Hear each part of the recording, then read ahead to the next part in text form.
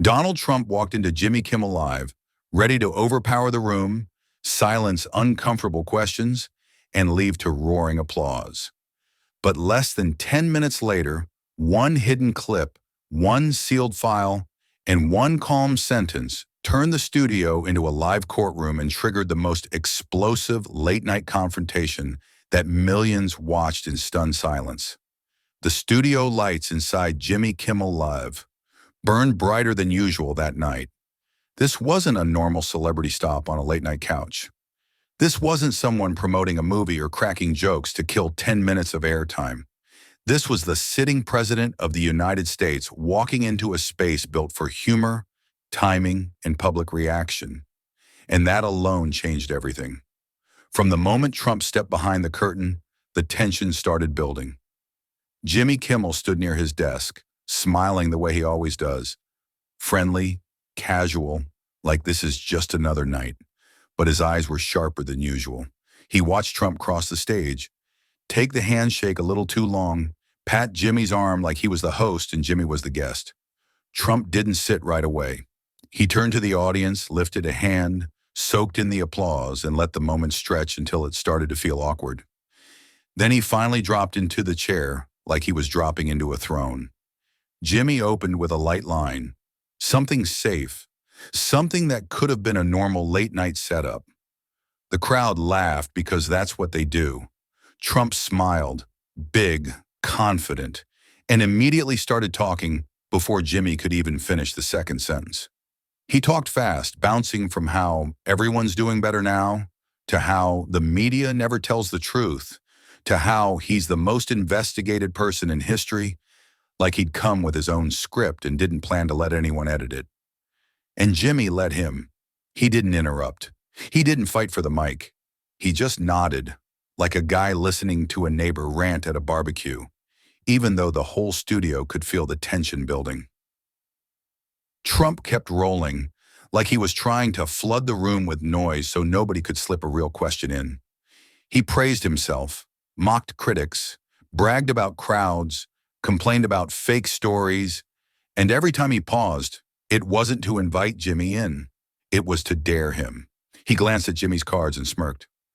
"You still do those little note cards?" he said, loud enough for the audience to hear. A few laughs popped out. Trump smiled wider, like he'd landed a hit. "I mean, no offense," he added, not even trying to sound like he meant it.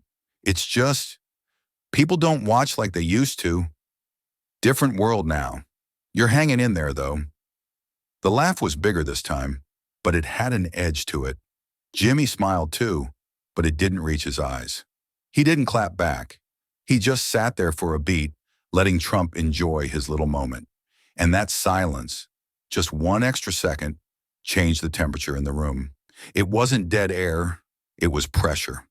Trump felt it and pushed harder. "You know, I hear you've been, what do they call it? Struggling," he said, like he was talking about a business he might buy cheap. "But it's okay. Not everyone can be on top forever." He turned to the crowd again, like he was asking them to agree with him. Some people laughed, some didn't. Jimmy finally leaned back slightly, like he was settling into something. He looked at Trump, not angry, not shaken, just steady. Then Jimmy spoke again, still in that easy everyday tone, like they were just having a normal conversation. "Mr. President," he said, "there's been a lot of talk about you and Ivanka lately." The audience reacted the way they always do. Light laughter, a few ooh sounds, like they thought this was going to be a joke. Trump's smile tightened immediately, like a door quietly closing. "What do you mean talk?" Trump snapped, leaning forward. "Talk by who?" He wasn't asking because he was curious. He was asking like he was warning. The room went quiet in that split second when people realized they're not watching a comedy interview anymore. Jimmy didn't flinch. He didn't apologize.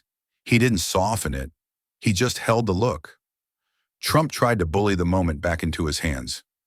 "You people love to talk. You love gossip," he said, waving a hand like he could dismiss the whole thing. "It's old, it's boring. Ask me about the economy. Ask me about real things." His voice got louder. Jimmy nodded once, slow, like he'd heard all of this before. He waited until Trump stopped talking, until there was a small gap. Then he slid in a sentence so calm it almost sounded gentle.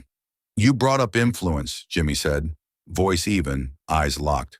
"So let's be clear."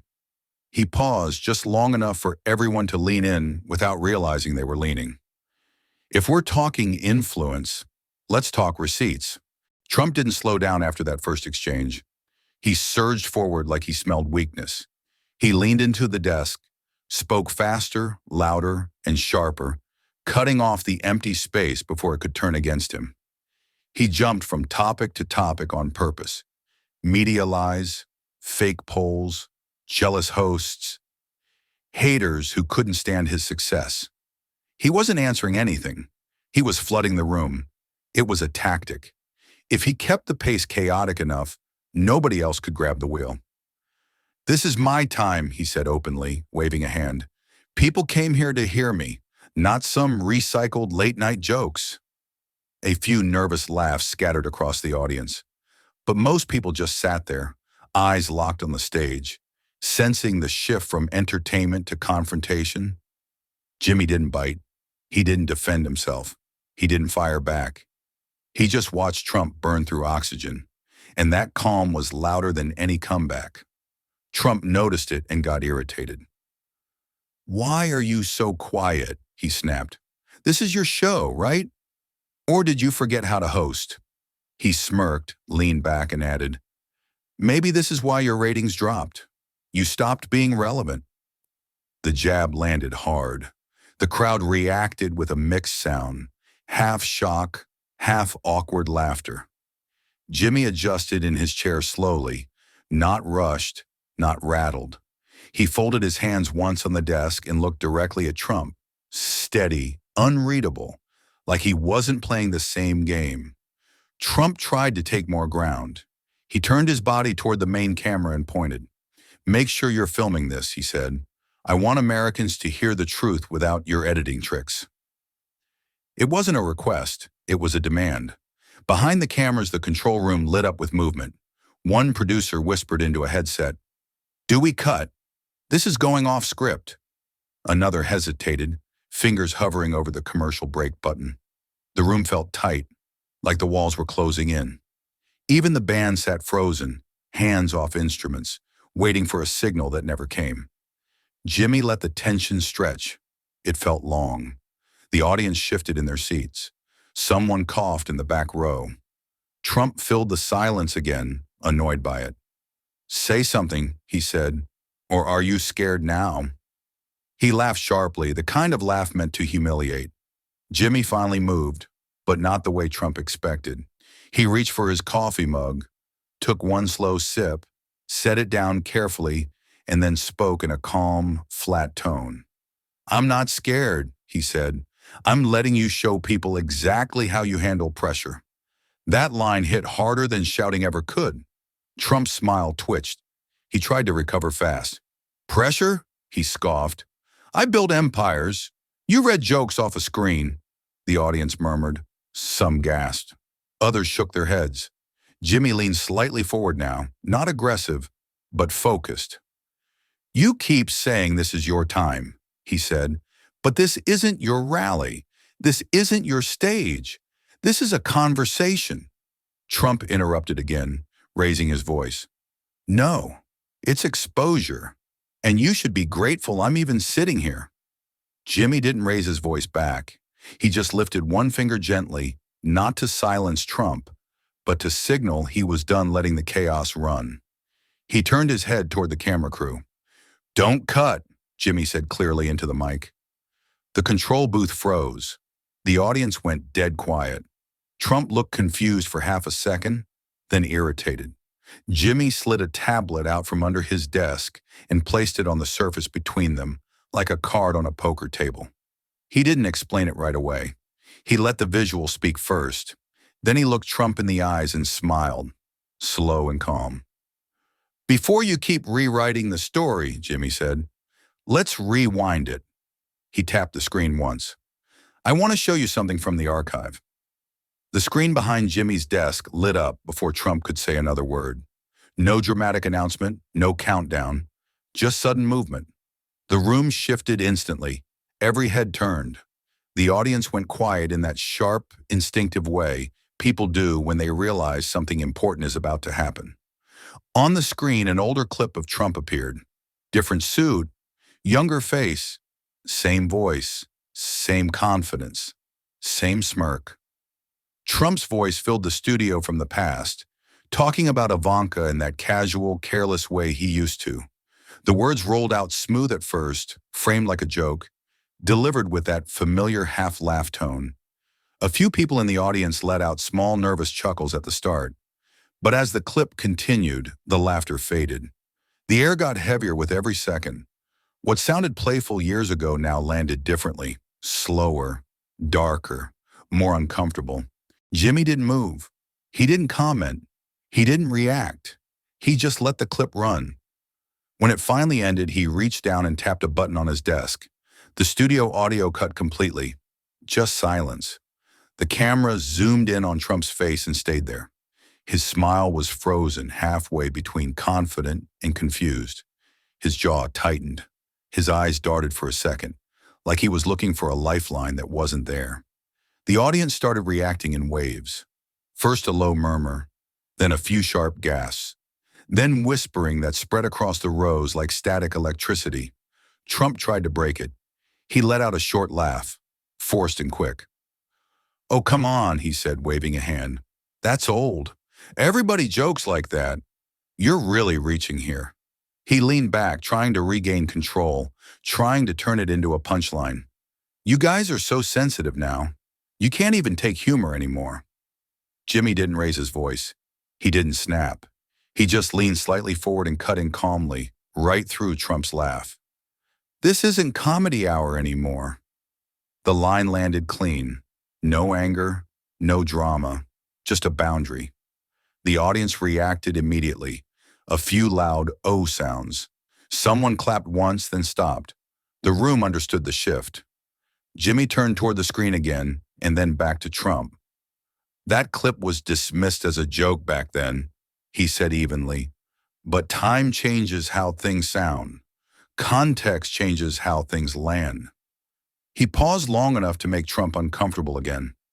"So here's the question nobody asked you when this first aired." Another pause. What if it wasn't a joke? The silence came back fast. Trump opened his mouth, closed it, then smiled again, but this time it looked thinner. He shifted in his seat, crossed and uncrossed his legs, tried to find his footing. Trump finally spoke, louder than necessary. "That's ridiculous," he said. "You're twisting things. You always do this. You take a moment and turn it into something ugly." He pointed at the screen. "That's editing. That's manipulation." Jimmy didn't argue. He didn't defend the clip. He just nodded once, slow and controlled. "Then let's talk about patterns," Jimmy said quietly. "Not just one clip, not just one moment." He rested his hand on the tablet again, eyes steady. "Because that wasn't the only time." Then Jimmy reached under his desk again and pulled out a thick brown envelope. Not flashy, not dramatic, just plain. But the moment it appeared, the energy shifted. You could hear the audience inhale at the same time. Trump's eyes locked onto it immediately. "What is that supposed to be?" he asked, trying to sound amused. But the edge in his voice gave him away. Jimmy placed the envelope flat on the desk, turned it so the camera could see it clearly, and tapped the corner once with his finger. "This arrived at our studio 3 weeks ago," he said calmly.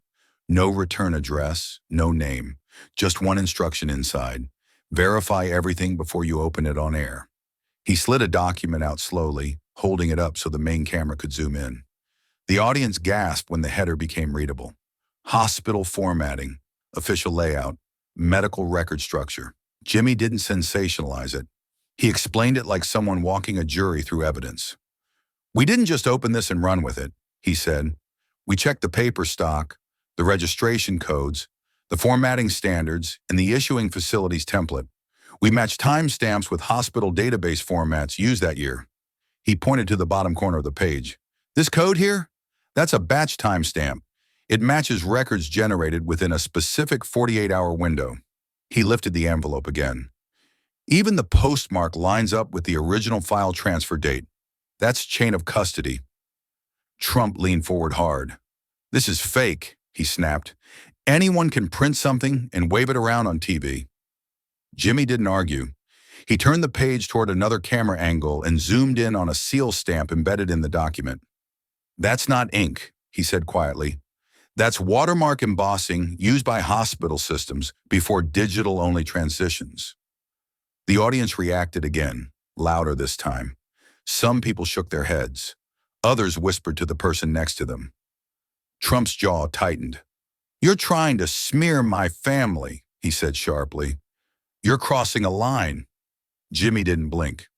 "We're showing document," he replied. "You're reacting to them." Trump raised his voice. "If you air this garbage, I will sue you. I will sue this network. I will sue everyone involved." The tension spiked instantly. You could feel the crew behind the camera stiffen. Even the audience froze for a second, waiting to see if Jimmy would back off. Instead, Jimmy nodded slowly, almost thoughtfully. "That's your right," he said evenly. Then he looked straight into the camera and added, "Then court can verify what TV just exposed." The line landed heavy. A low wave of sound rolled through the crowd. Not applause, not laughter. Something deeper. Shock mixed with realization. Jimmy placed the document back on the desk, but didn't remove it from view. He wanted it visible, present, impossible to ignore.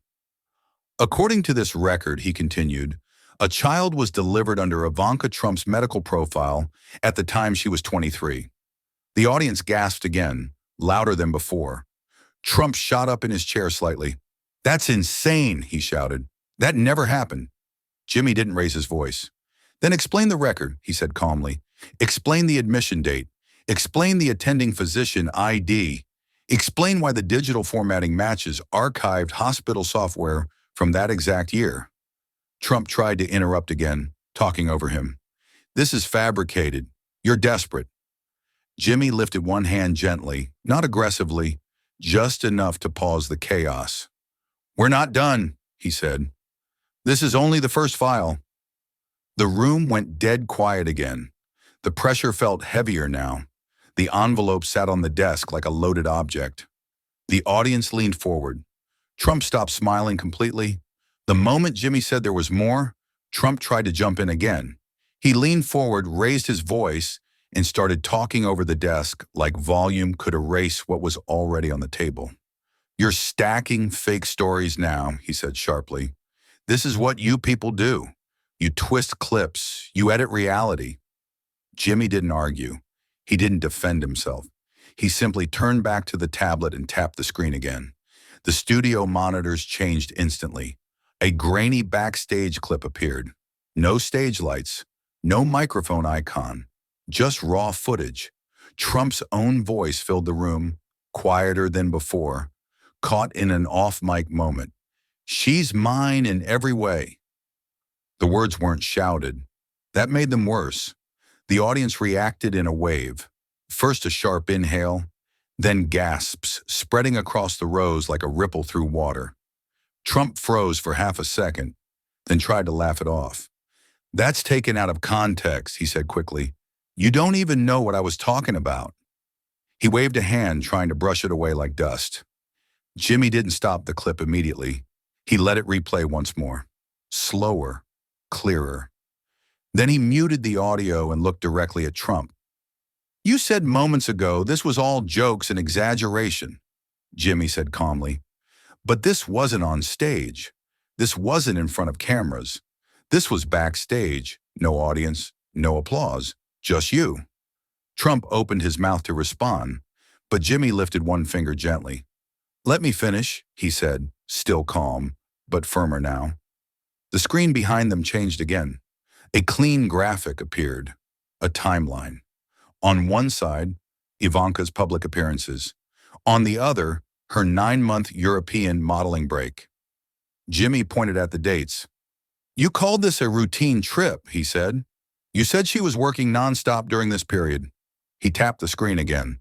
Photos appeared, empty schedule gaps, canceled appearances, travel records.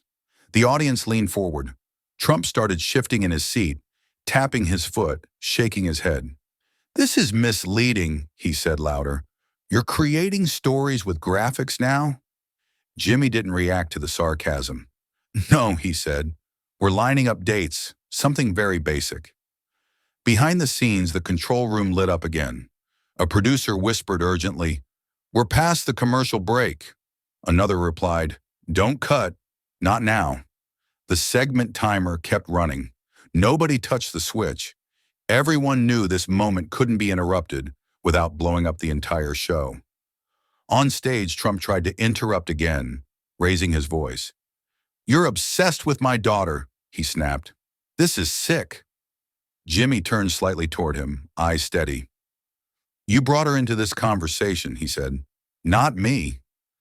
Then Jimmy delivered the trap. He pulled up an older interview clip from years earlier. Trump on another show, smiling, saying Ivanka had never taken extended time off and was always visible, always working. Jimmy played it for 5 seconds. Then he paused it and turned back to Trump.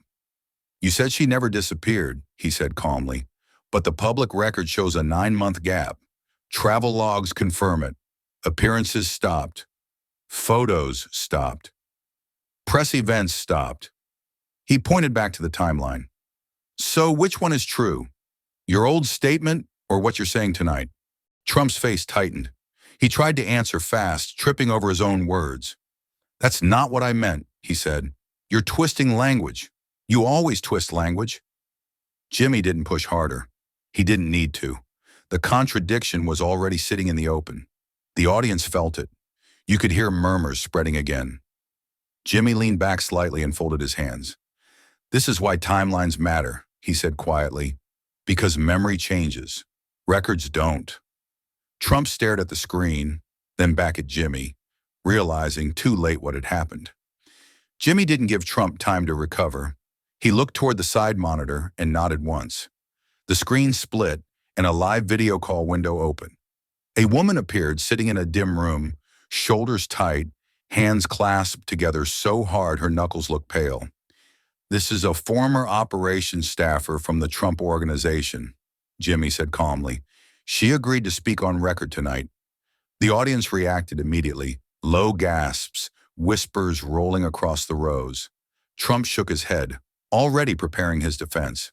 "I don't know this person," he said loudly. "Anybody can say anything on TV." The woman swallowed hard and began to speak, her voice trembling. "I was instructed to deliver prenatal vitamins to Ivanka Trump's apartment," she said.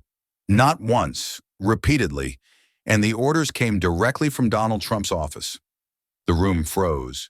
You could hear someone whisper, "Oh my God," from the back row. Trump leaned forward, pointing at the screen. "That's a lie," he snapped. "You're paid to say this. You were fired. You're bitter." The woman's hands started shaking more visibly. "I wasn't fired," she said quietly. "I resigned. And I kept quiet for years because I was scared." Jimmy lifted his hand gently, signaling the control booth. A screenshot appeared on the big screen behind him. An internal HR employment record with dates, department codes, and her name blurred partially for privacy. "This confirms her role and employment period," Jimmy said evenly. "The delivery logs from that department also show repeated medical supply transport requests to the same address." The audience erupted into louder reactions now. Gasps, sharp inhales, people sitting upright all at once. Trump's face darkened. "You're stacking fake witnesses now," he said angrily. "This is disgraceful." Jimmy didn't argue. He simply turned back to the monitor. "There's another person who asked to speak," he said. A second video window opened. This time it was a younger woman, visibly nervous, eyes darting toward something off-screen. "This is Ivanka Trump's former assistant," Jimmy explained. "She signed multiple non-disclosure agreements tied to family matters." The assistant hesitated before speaking.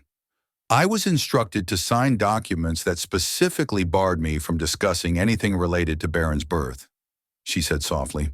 "Not work schedules, not media plans, family matters." The audience reacted again, louder than before. Some people covered their mouths. Others whispered to each other. Stunned, Trump exploded. "That's confidential business procedure," he shouted. "Everybody signs NDAs. This means nothing." Jimmy nodded once. "You're right," he said calmly. "NDAs are common." Then he leaned forward slightly. "What's not common is restricting discussion about a child's birth timeline unless there's something being hidden." The assistant nodded slowly on screen.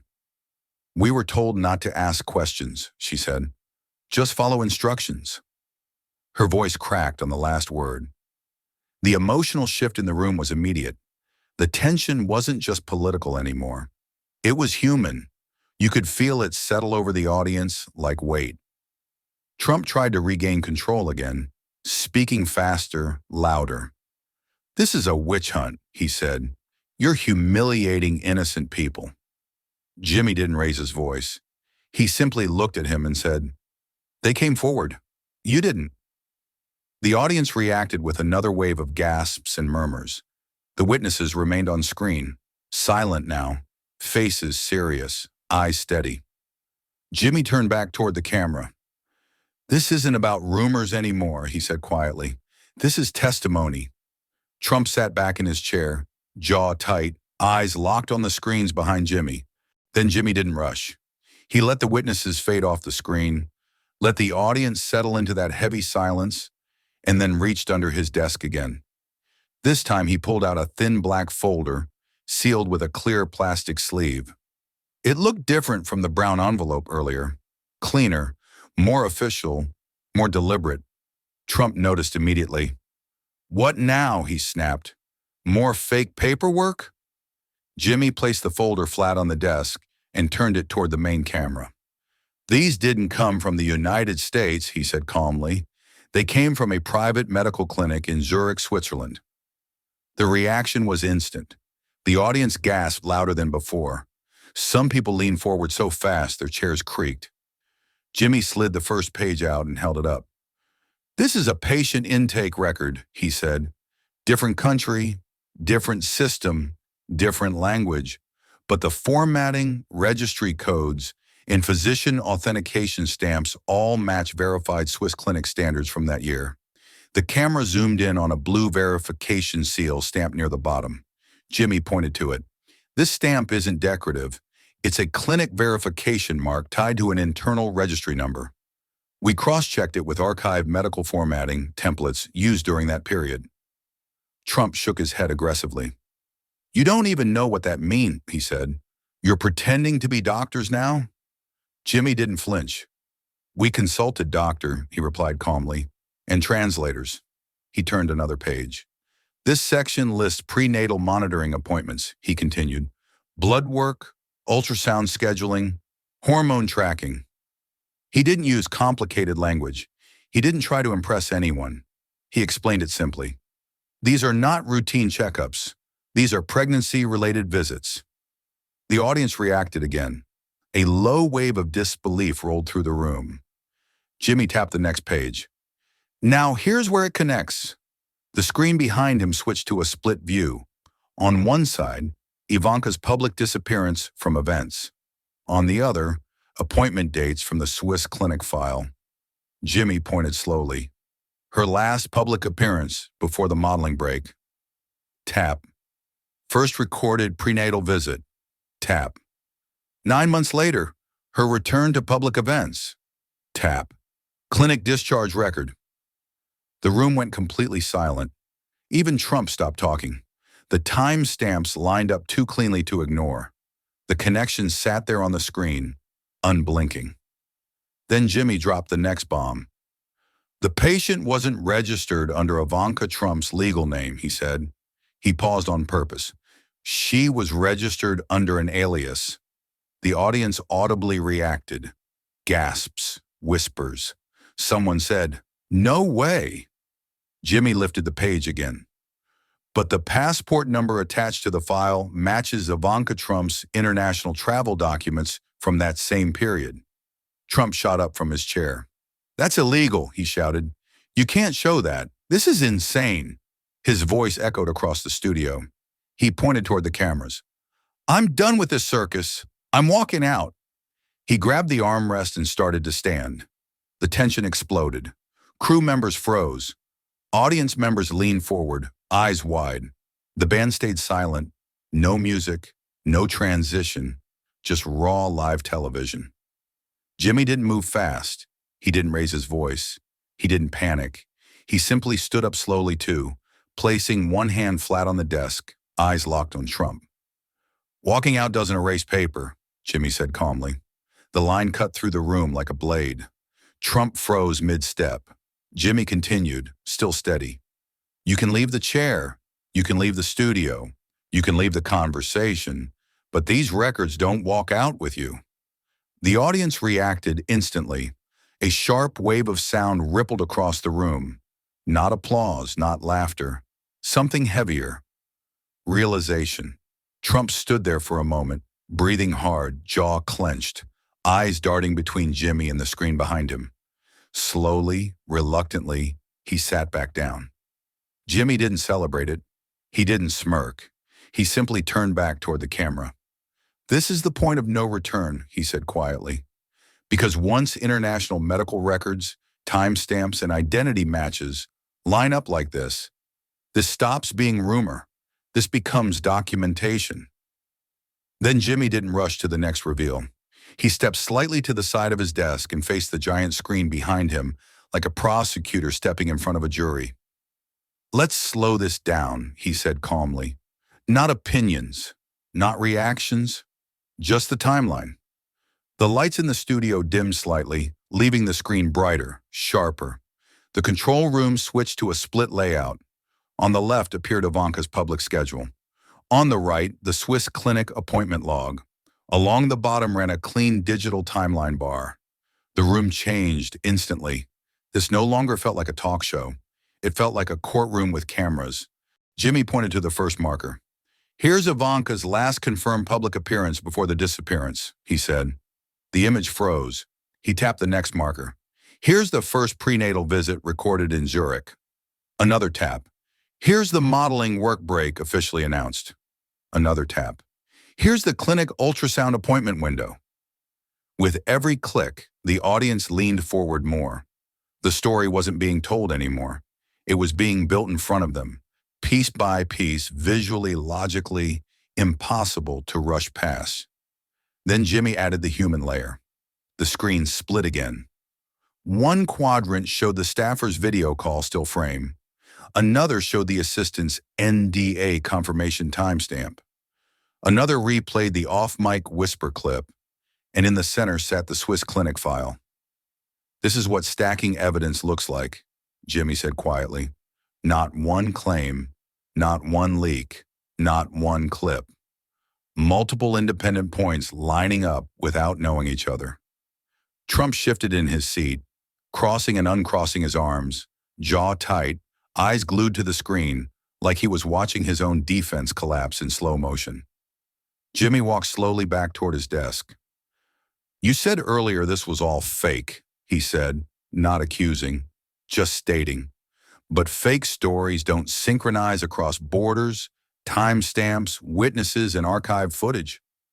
He gestured toward the screen again. "You can challenge one piece, but when 5 separate sources point to the same window of time, that's not coincidence." The room went completely quiet. No coughing, no chair movement, no whispers, just stillness. The silence stretched. 5 seconds passed, then 8, then 10.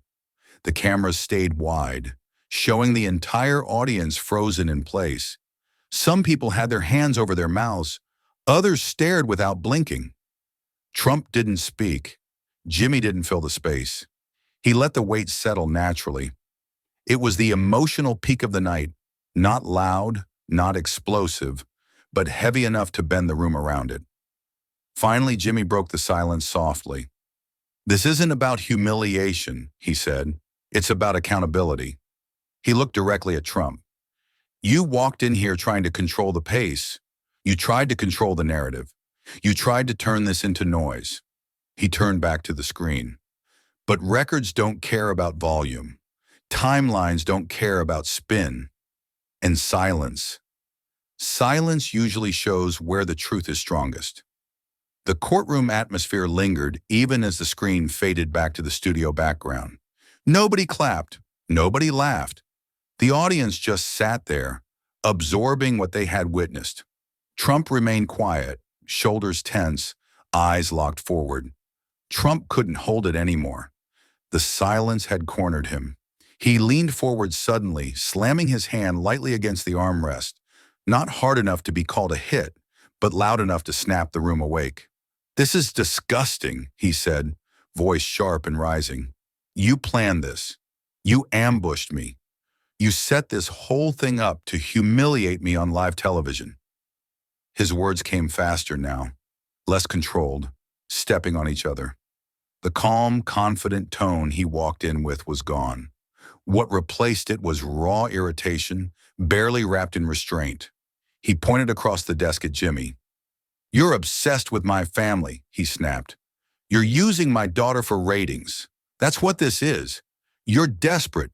Your show is desperate." His voice cracked slightly on the last word. Not enough for him to notice, but enough for the microphones to catch it. The audience reacted immediately. You could hear a sharp wave of murmurs ripple through the crowd. Some people shook their heads, others leaned back, uncomfortable, watching a man unravel in real time. Trump kept going. "These people you brought on, liars, every single one of them. Paid actors, bitter former employees who couldn't handle success." He laughed once, short and hollow. "This is Hollywood nonsense. You think paperwork and graphics make something true?" He turned toward the camera again, trying to reclaim the audience at home. "Don't believe this garbage. This is fake. All of it." Jimmy didn't interrupt him. He didn't rush to shut it down. He waited until Trump burned through his momentum, until the anger started looping in circles. Then he spoke quietly, cutting through the noise without raising his voice. "You've called it fake," Jimmy said evenly. "You've attacked witnesses. You've attacked me. You've attacked the format." He paused, letting the words settle. "But you haven't shown a single document, not one record, not one timestamp, not one piece of proof that contradicts what's on that screen." Trump opened his mouth to respond, but Jimmy continued, still calm, still controlled. "You're good at volume," he said. "You're good at dominating rooms. You're good at talking people into confusion." He leaned forward slightly now, not aggressive, just focused. "But this isn't a rally. This isn't social media. This is evidence versus reaction." Trump snapped back instantly. "You want proof?" he shouted. "I don't need to prove anything to you." His voice cracked again, sharper this time. "You don't deserve that." The audience reacted again, louder murmurs filling the room. Jimmy didn't flinch. He nodded slowly, almost sympathetically. "That's the problem," Jimmy said quietly. "Truth doesn't work on deserve. It works on verification." He looked directly at Trump, eyes steady. "If it's fake, show real proof, not volume." The line landed heavy. The room froze again. Trump stared at Jimmy, breathing harder now, jaw clenched, eyes darting toward the screen behind him and back again. For the first time all night, he didn't have an immediate response ready. He shifted in his seat, rubbed his hands together once, then stopped, realizing the cameras were tight on him. The audience felt it. You could hear it in the sudden quiet, in the way people stopped whispering. The collapse wasn't loud. It wasn't dramatic in the usual TV sense. It was psychological. A man known for control standing on a stage with nothing left to throw except anger. Jimmy leaned back slowly, giving the space back to Trump, not as a favor, but as a test. "You came here to control the interview," he said calmly. "But control doesn't come from talking the most. It comes from standing up to facts." Trump said nothing. He just stared forward, shoulders tense, breathing heavy, the power he walked in with visibly slipping away under the studio lights. By the time the episode ended, the internet had already caught fire. Clips flooded every platform within minutes. Hashtags shot up the trending list. Hashtag Kimmel vs. Trump. Hashtag Receipts Live. Hashtag Studio Showdown. spreading faster than the network's own uploads. News channels replayed the confrontation on loop, freezing frames of Trump's reaction and Jimmy's calm one-liners. Legal analysts went on air arguing over evidence standards, chain of custody, and what verification actually means in the public eye. Former insiders started posting vague but telling comments, hinting that more people know more than they've ever said. Trump's response was immediate and loud. Statements rolled out calling the segment fake, biased, staged, illegal. His team pushed denial hard, flooding social media with counter-narratives. But the louder the defense got, the more people replayed the original clip. Viewers didn't argue about opinions anymore. They argued about timestamps, documents, and what was shown on screen. Behind the scenes, Trump's team rushed into an emergency press meeting. Cameras caught aides whispering, phones buzzing nonstop, staff walking in and out with printed statements that kept changing. The briefing started late, ran messy, and ended without clear answers. Reporters pressed harder than usual. Questions stacked, answers didn't. The attempt to regain control only made the damage more visible. The narrative had already shifted. This wasn't just a TV moment anymore. It had become a national conversation about power, evidence, and what happens when someone used to controlling the room loses the script live. If you stayed with this story until the end, you already understand why moments like this matter. They're not just entertainment. They're reminders of how power, pressure, and truth collide in real time. If you want more deep breakdowns of high-stakes confrontations like this one, make sure to hit subscribe, turn on notifications, and join this community. New stories drop every week, and you won't want to miss what happens next.